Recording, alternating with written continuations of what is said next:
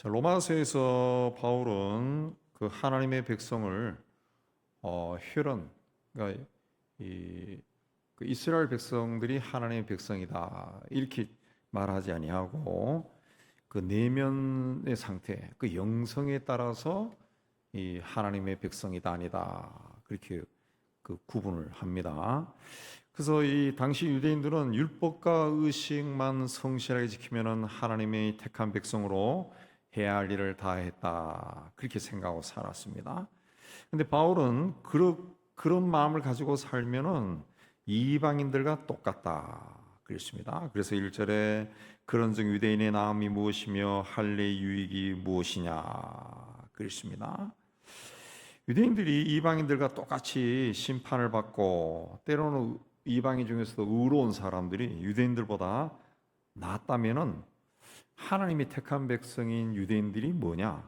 유대인들이 뭐냐?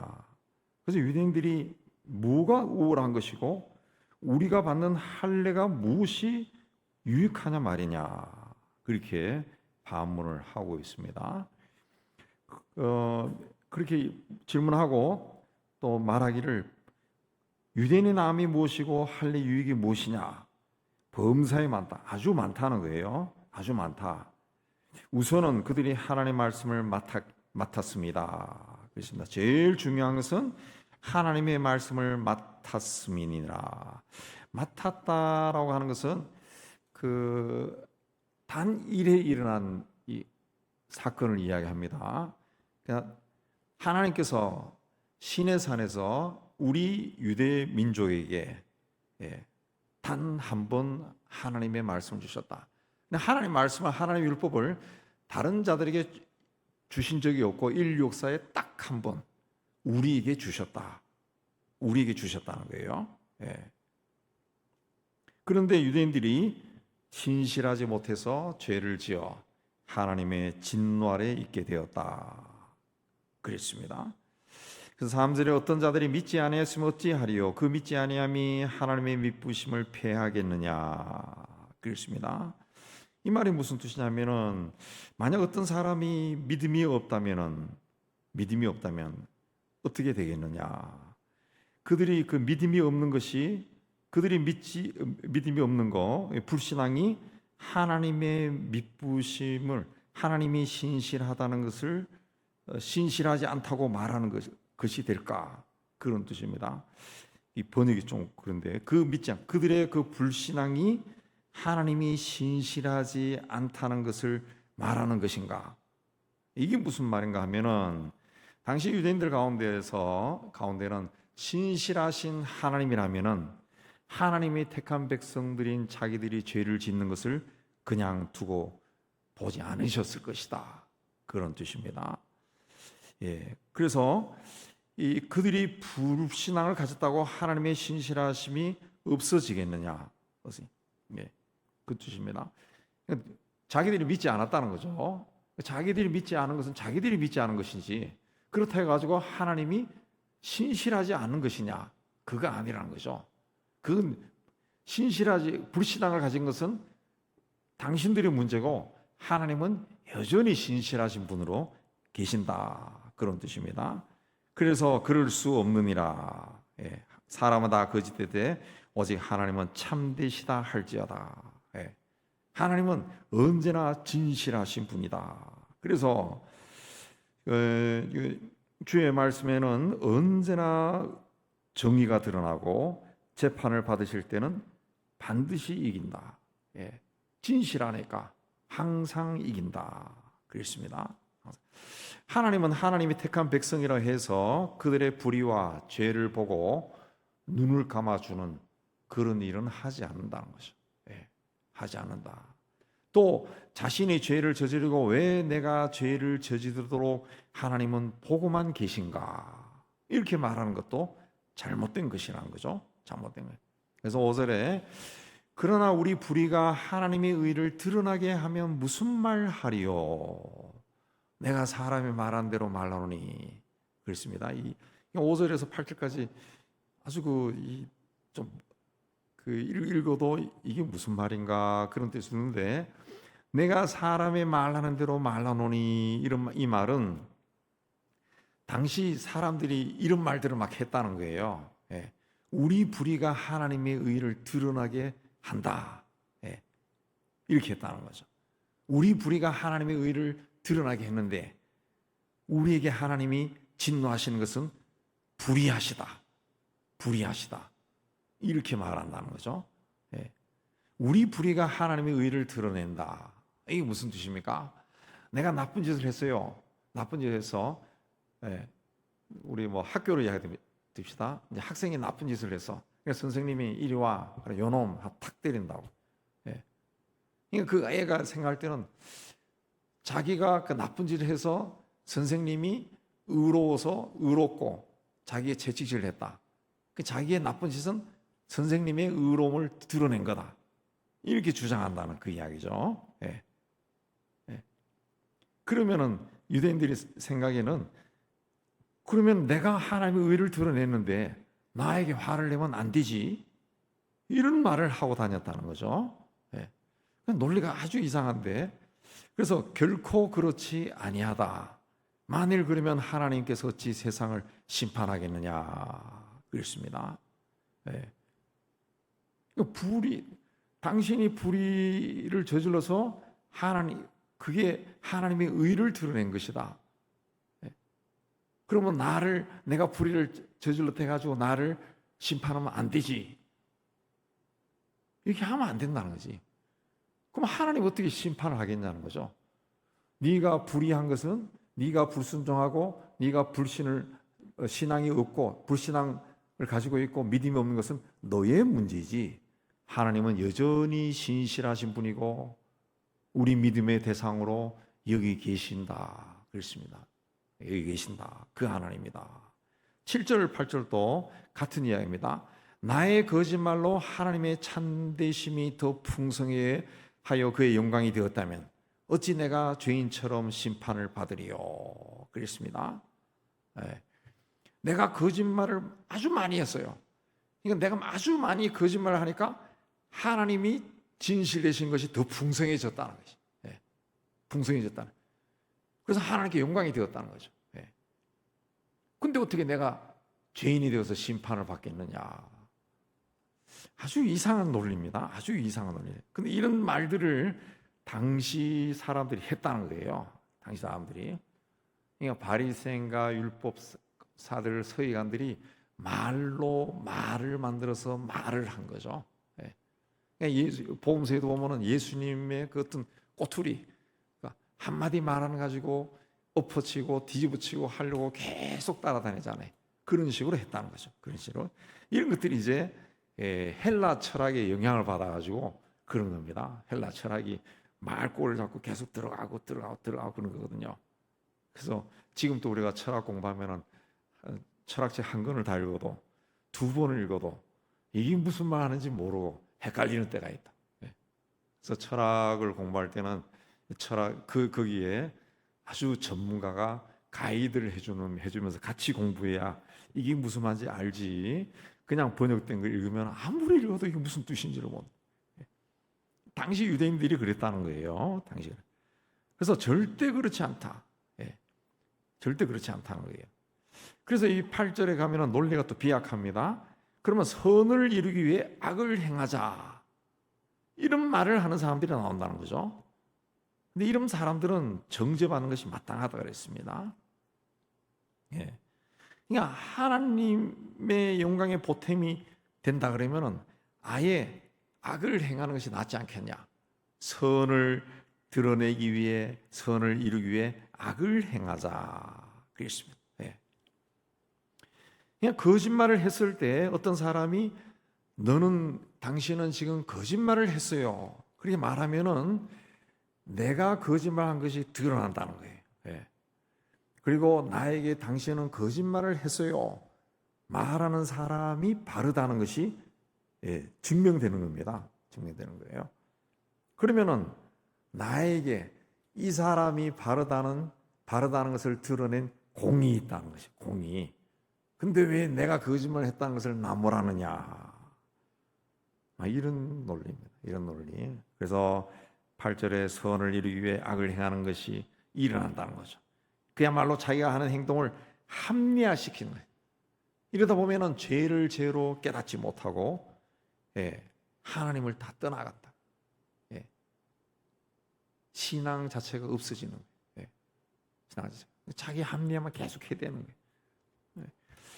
팔레스타인 무장단체 소속 군사들은 따로 우리처럼 뭐 메사다는 어디에 주둔하고 뭐 무슨 연대는 어디에 있고 그렇게 하지 않습니다. 하지 않습니다. 이스라엘에서 만든 그런 실화 드라마들도 가끔 보면은 절대 그렇게 하지 않습니다. 그럼 이들은 어디 있느냐? 주택가에 있어요. 주택가에. 이번에도 그 이스라엘이 그 작전을 했다 그러잖아요. 난민촌에 들어갔다잖아요. 난민촌에 탱크를 몰고 들어가서 막 체포하고 그러는데 그런 과정에서 아니나 다를까 난민촌에 이 군사들이 숨어 있다가 막 총을 쏘고 막 그렇게 했다 그러죠. 그냥 주택가의 한가운데 들어가 있는 거예요. 그리고 난민촌에 들어가서 동네 사람들을 방패로 사용. 동네 사람들을. 그래서 이스라엘과 팔레스타인이 충돌이 일어나면은 거의 대부분 민간인이 죽거나 상해를 입습니다. 그리고 애들이 죽어요.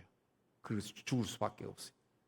그러면 이 팔레스타인 무장 세력은 하마스는 그걸 또 대외 선전을 막 한다. 대외 선전한다. 이스라엘은 그렇게 여러분 뭐 뉴스에도 가끔 나오지만은 이스라엘 이 사람들이 사는 곳으로 막 미사일이 막 날라오잖아요. 그러면은 미사일을 막 요격하잖아요.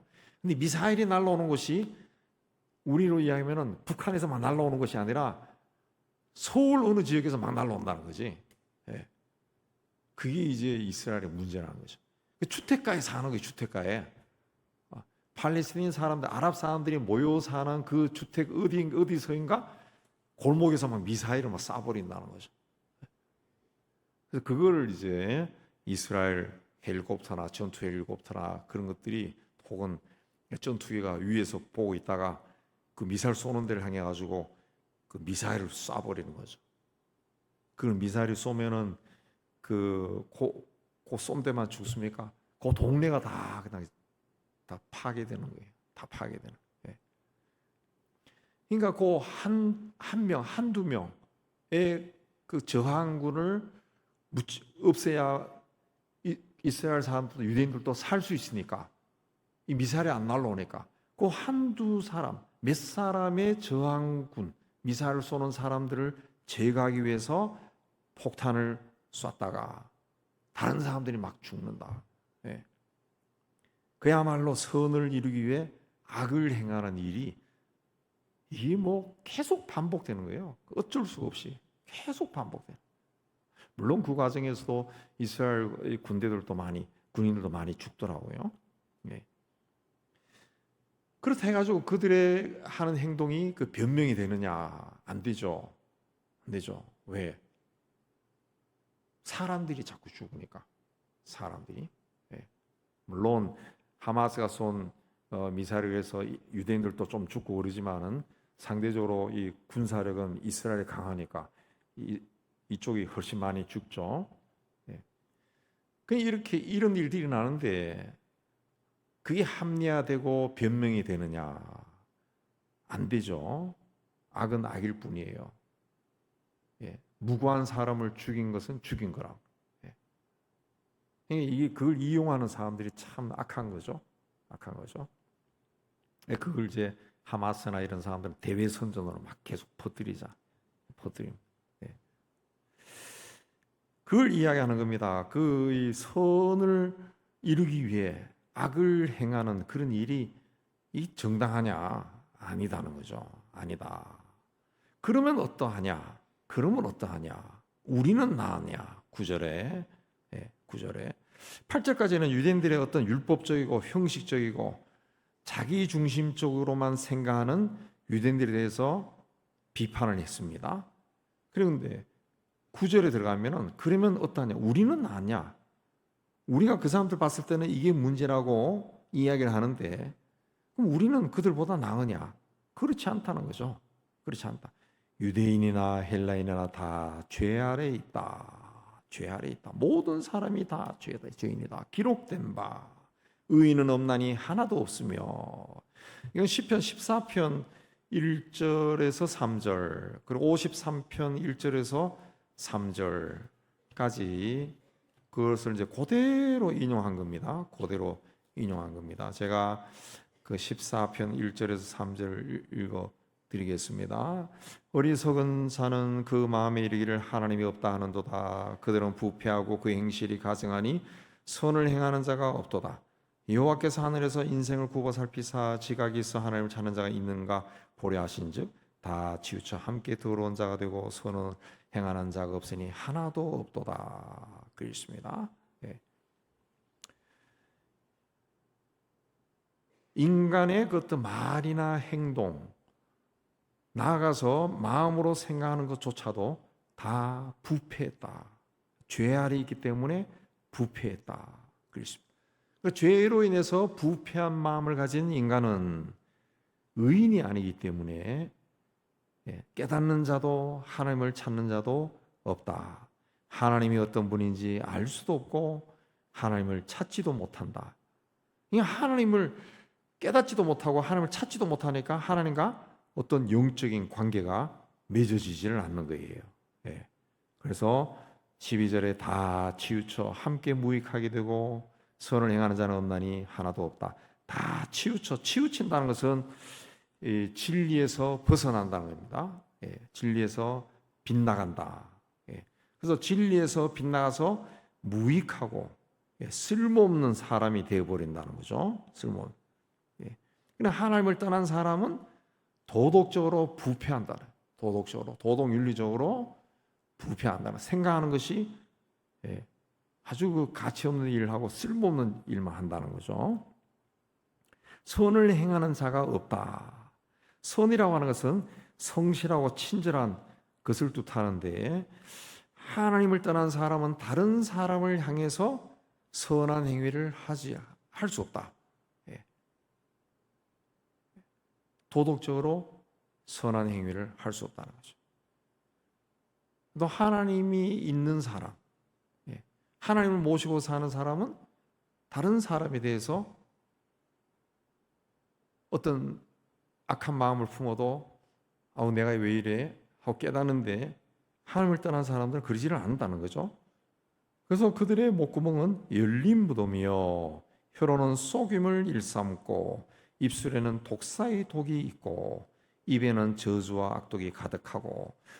목구멍과 혀와 입술은 이 말이 나오는 순서를 이제 표현한 겁니다. 또 죄가 구체적으로 어떻게 이루어지느냐, 죄가 밖으로 나와서 구체화되는 과정을 보여줍니다. 당신은 사람이 죽으면은 이 바위 굴에 시신을 매장했습니다. 시신을 매장. 그 바위 굴이라는 것이 때로는 문이 열려 있는 것도 있었다는 거죠. 그래서 열린 무덤. 때로는 시신을 안장하지 않은 것도 있었고 오래된 때는 그 시신이 거기서 썩어 있는 것도 있었죠. 그러니까 열린 무덤이다. 무덤이 열려 있어요. 그 사람들이 드나들 수 있다는 거죠. 그러니까 험담하는 사람의 입은 많은 사람을 삼킬 수 있다는 거예요. 또 무덤이 열려 있으면은 거기에서 시신이 썩는 악취가 납니다. 악취가 나요. 남을 험담하는 것은 악취를 뿜어내는 것과 같다. 그렇습니다. 또 무덤이 열려 있다. 그럼 누구든지 드나들 수가 있어요. 그러나 악을 행하는 자의 입술은 통제하기 어렵다. 그래서 거기에는 독이 있다는 거죠. 독이 있다. 다른 사람에게 치명상을 입힐 수 있는 독이 있다. 그 입에는 저주와 악독이 가득하고 악한 사람이 행하는 이 말의 피해가 얼마나 큰가 설명하고 있습니다. 지금이나 옛날이나 이 말이 문제가 되었던 것 같아요. 그래서 야고보도 말에 실수가 없는 자면 곧 온전한 사람이다. 그런 말을 했지 않습니까? 또 발은 피 흘리는데 빠른지라. 이건 이사야 59장 7절을 인용한 건데 피 흘리는데 빠르다. 예. 악한 일을 적극적으로 행하는 모습을 이야기합니다. 예. 사람을 해롭게 하는 일, 사람의 피를 흘리는 것은 정치, 종교, 인종, 문화를 떠나서 어떤 이유로도 정당화될 수가 없습니다. 정당화될 수가 없습니다. 왜냐하면 생명은 하나님의 것이기 때문에 그렇습니다. 근데 이렇게 피 흘리는데 빨리 달려가는 발은 결국 파멸과 고생뿐이다. 그렇습니다. 악한 사람들은 자신들이 다른 사람에게 악한 행동을 해서 그들을 공경에 빠뜨리지만 결국 본인이 파멸하게 된다는 거죠. 예, 파멸. 이렇게 악한 사람들이 악한 행동을 일삼는 것은 그들이 평강의 길을 알지 못하기 때문이다. 이 평강이라고 하는 것은 헬라어 에이레네의 원뜻은 사람이 하나님과 이웃과 자연과 좋은 관계를 유지하는 것. 예, 좋은 관계를 유지합니다. 이게 에이레는 구약에서는 샬롬입니다. 샬롬. 그러니까 샬롬이라는 것은 그냥 안녕하세요 이런 뜻이 아니라 모든 내 주변에는 모든 존재와 이 좋은 관계를 유지하는 것을 이야기하는 겁니다. 근데 악한 사람들은 항상 자기 욕심에 이끌리는 대로 행동하기 때문에 하나님이나 이웃이나 자연을 생각하지 않는다는 거죠. 예. 내가 좋으면 좋은 거예요. 내가 좋으면 좋은 거다. 그래서 하나님을 두려워하지 않는다는 거죠. 예. 그래서 그들이 악한 일을 한다는 거죠. 하나님이 살아계시고, 예. 하나님이 우리의 마음의 생각까지 다 아시고 우리가 하는 것을 보고 계신다라는 것을 절절히 느끼는 사람은 그런 악한 일을 할 수가 없죠. 할 수가 없습니다. 예. 사이비 이단들을 봐도 저자들이 사이비 이단이다라는 것을 알 수 있는 것은 인간적인 종교를 떠나서 일반 사회의 상식 규범에도 맞지 않은 일들을 그냥 대놓고 합니다. 대놓고. 그냥 끄리낌 없이 하는 거예요. 그 저자들은 하나님을 두려워하지 않는구나. 하나님이 누군지 모르는구나. 그냥 자기 집단만 생각하는 거예요. 자기 집단. 하나님을 두려움이 없기 때문에 그렇게 그런 일을 한다는 거죠.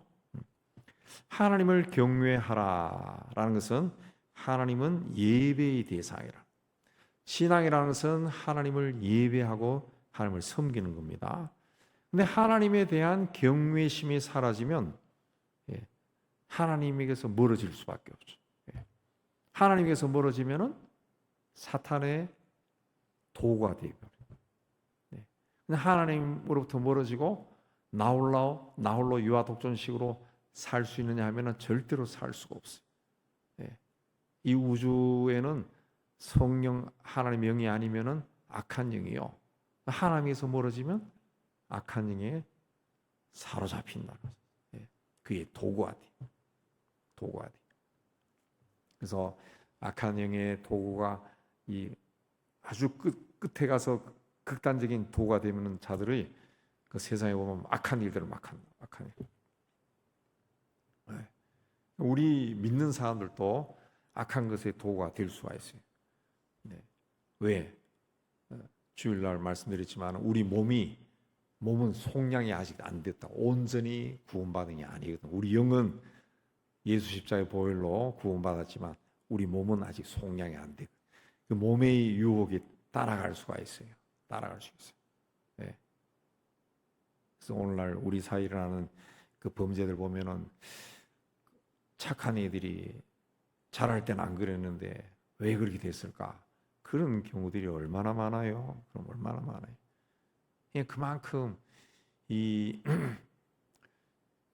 그 세상에는 그 세상을 아직은 공중권세 잡은 자가 시대니까 이 죄의 권세가 강하니까 조금 삐딱하면은 악령이 사로잡아서 사용한다.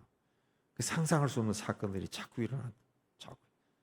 그래서 이 주님이 오실 때가 되면은 우리는 습관처럼 호흡처럼 성령 충만을 구해야 돼. 그래서 영혼의 호흡 그러죠. 사형리에서도 이야기하죠. 영혼의 호흡. 성령으로 충만하고 좋지 않은 생각들이 있으면 다 뱉어버리고 그걸 자꾸 습관처럼 해야 돼. 하나님을 경외하는 마음을 지니고 살 때 하나님을 기억하니까 겸손해지고 또 하나님과 좋은 관계를 맺고 살 수가 있습니다. 그리고 이웃과도 좋은 관계를 맺고 살 수 있고 하나님이 지으신 이 우주 만물과도 좋은 관계를 맺고 살 수가 있어요. 생각이 달라지는, 관점이 달라지는 거예요. 이 신앙으로 살아가는, 그래서 우리의 신앙이 날이 갈수록 성숙해지는 그런 신앙을 가지는 우리 모두가 되기를 주님의 이름으로 축복합니다.